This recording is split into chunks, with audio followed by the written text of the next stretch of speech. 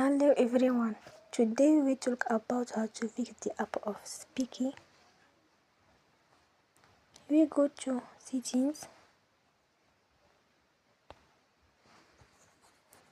then we click on apps.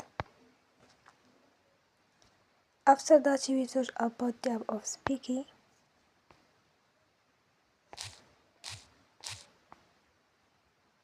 And you will click, then we will on force stop. After that you will go to storage. Then we click on clear cache.